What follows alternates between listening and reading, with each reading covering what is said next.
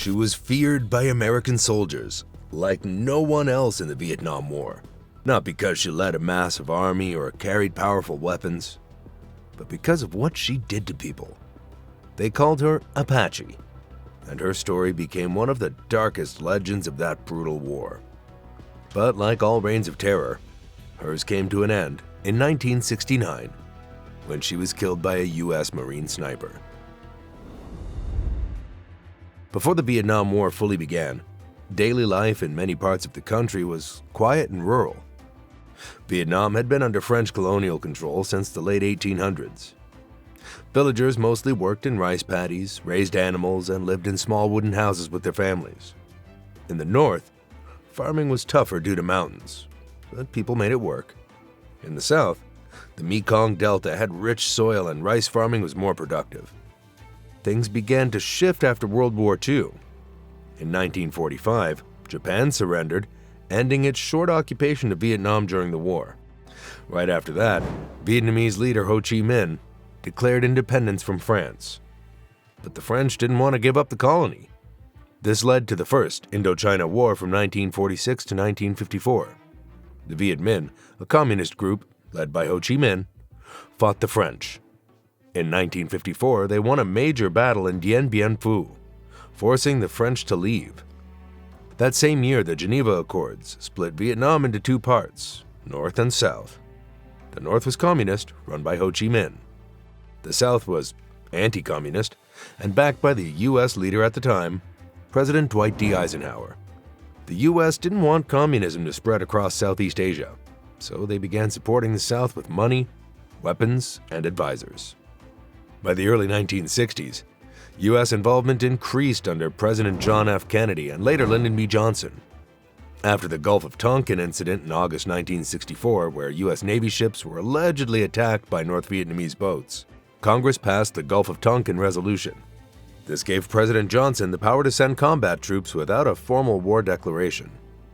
In March 1965, the first major group of U.S. Marines landed in Da Nang. From that point on, the number of American troops kept rising. By the end of 1967, over 485,000 U.S. soldiers were stationed in Vietnam. This buildup created chaos, especially in rural areas. Villages were caught between communist fighters and South Vietnamese or American forces. Homes were burned, farmland destroyed, and people were forced to move. In this dangerous environment, many women joined the fight. Apache was one of them. She didn't just stay at home. She picked up a weapon and joined the Viet Cong. Like many others, she would become a serious threat to the most powerful army in the world. The Viet Cong weren't like traditional armies. They didn't wear bright uniforms or use tanks and helicopters like the Americans. Instead, they blended into the local population. They wore regular clothes, moved in small groups, and lived among farmers and villagers. This made them nearly invisible. The Viet Cong were officially known as the National Liberation Front, formed in 1960. Their goal was to overthrow the South Vietnamese government, led by President Ngo Dinh Diem, and reunite the country under communist rule. Diem was unpopular among many Vietnamese, especially Buddhists and poor farmers, which made it easier for the Viet Cong to recruit people. By 1962, the Viet Cong had thousands of fighters and were gaining control of parts of the countryside. They used clever tactics like setting booby traps, planting landmines, and digging tunnels. They built entire underground villages with meeting rooms, kitchens, hospitals, and weapon storage. Some tunnels were over 100 miles long, especially around Cu Chi and Ben Duoc. They also relied on help from North Vietnam. The Ho Chi Minh Trail, a secret network of roads through Laos and Cambodia, was used to send weapons, supplies, and new fighters from the north into the south. The U.S. tried to bomb the trail repeatedly, but it was nearly impossible to shut it down completely. Apache came from this world of guerrilla warfare. The first stories about her started to spread among American troops in late 1965 and early 66. At that time, U.S. forces were increasing their operations in places like the Central Highlands, the Mekong Delta, and the areas around Saigon. These regions were full of thick jungles, muddy rivers, and small villages. Perfect places for the Viet Cong fighters to hide and strike. During some of these missions, American soldiers began finding strange scenes after ambushes. They would come across the bodies of fellow troops or captured South Vietnamese soldiers, tied up, mutilated, and left in horrific conditions. Some were still alive when found, barely clinging to life. Others had carvings or wounds that weren't meant to kill immediately, but to cause long, painful suffering. The stories started small. A few patrols in the Quang Nam or Tay Ninh provinces reported seeing the same patterns. Then more soldiers came back from missions with similar tales about a female fighter who used knives, ropes, and even sharpened bamboo sticks, not just to kill, but to torture. What shocked many American troops was how personal the violence seemed. These weren't just fast battlefield attacks. It felt like this woman wanted to leave a message that if you're caught, you won't just die, you'll wish you died faster. Now, the name Apache didn't come from the Vietnamese. It was given by American troops. Some of them compared her cruelty to stories they'd heard growing up in the US about Apache tribes, especially those who'd fought against settlers and soldiers during the American Indian Wars in the 1800s. Whether those comparisons were fair or not, the name stuck. To many US troops, Apache meant someone ruthless, skilled in pain, and impossible to track down. Her real name was never known. She didn't wear anything to make her stand out. She looked like any other Viet Cong guerrilla, black pajamas, sandals made from tires, and basic rifle slung over her shoulder. But her victims and those who found them began to describe her features. Some said she was short, with sharp eyes and a cold face. Others believed she gave orders to a small unit of fighters who followed her closely, protecting her while she carried out her work. By early 1966, the name Apache was being passed from one platoon to another. U.S. troops preparing for jungle patrols were warned about her. In most wars, guns, bombs, and bullets do the killing. But Apache used something just as powerful: fear. Her real weapon wasn't a rifle. It was what people thought she might do. And in Vietnam's thick jungles, that fear could spread faster than anything else. By 1966, American troops operating near provinces like Binh Duong, Tay Ninh, and Quang Tri started hearing her name more often. Most of these areas had strong Viet Cong activity, and Apache's team was believed to operate in the shadows of these zones. U.S. soldiers going on long patrols in these regions reported seeing signs that Apache had been nearby: mutilated bodies, strange symbols carved into trees, or booby traps that seemed more personal than random. According to multiple military intelligence notes from that time, American troops had no exact file on her. She wasn't a general or a major, but her presence was discussed in mission briefings because she had become a psychological threat. Some men admitted that they couldn't sleep the night before missions. Others would volunteer for different tasks just to avoid going into areas where she was rumored to be active. There were also whispers about her interrogation methods. Captured American and ARVN soldiers who were later rescued or escaped told of brutal techniques. She was said to use sharp bamboo splinters pushed under fingernails and small razors to slice the skin. Some reports even mentioned that she carved symbols or words into soldiers' chests or backs, marking them as trophies or warnings to others. One chilling tactic she was believed to use involved letting prisoners scream loudly during torture. These screams, echoing through the jungle, were sometimes heard by nearby American units. The psychological damage was huge. Soldiers on patrol would freeze when they heard these cries. They didn't know if their friends were alive or already gone. And that uncertainty tore at their focus and confidence. Her aim was to destroy morale. If soldiers feared being captured more than dying in battle, they'd fight differently. They'd hesitate. And in the jungle, 1 second of hesitation could mean death. Apache wasn't alone in this brutality. She was part of a larger movement where women didn't just support the war, they fought in it. The Viet Cong and North Vietnamese Army had a completely different view of gender roles compared to many Western countries at the time. By 1966, U.S. intelligence reports estimated that women made up about 30% of the Viet Cong forces. That's nearly 1 in 3 fighters. In some areas, especially in the Mekong Delta and around the Ho Chi Minh Trail, the number was even higher. These women were not just nurses or cooks. They were spies, weapons carriers, tunnel diggers, and full-on combatants. In North Vietnam, the government pushed the idea of total war. That meant every man, woman, and child had to play their role. Girls were taught how to shoot rifles as teenagers. Women were trained to plant bombs, deliver supplies through dangerous areas, and even crawl through American minefields. Women like Apache broke the rules of traditional war.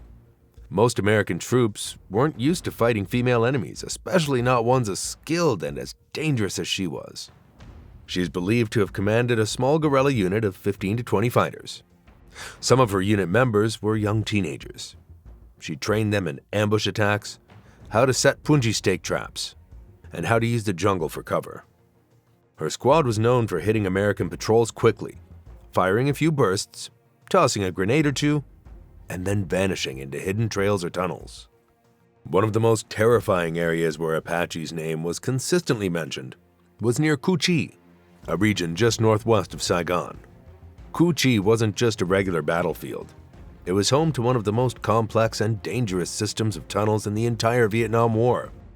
The Cu Chi tunnels stretched for hundreds of miles beneath the ground.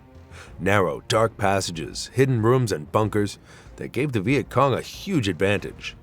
These tunnels allowed them to move without being detected, escape bombing raids, and plan ambushes in total secrecy. By 1965, the Viet Cong had turned Cu Chi into a stronghold. They had created entire underground cities where fighters, weapons, and supplies were hidden away from US and ARVN forces. The tunnels were so intricate that entire platoons of American soldiers could walk over them without even realizing they were there. The tunnels were a key part of the Viet Cong's guerrilla strategy, and it was in these areas that Apache's reputation for cruelty really took hold. As American troops started to get sent into Cu Chi, many came back shaken by what they found. Some would return from patrols with horrifying stories about the remains of prisoners. What made it even worse was the lack of any immediate explanation.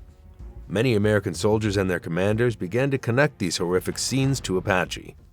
While no one could say for certain whether she was personally involved, the pattern of brutality and the timing of these incidents led many to believe that Apache was operating in this region.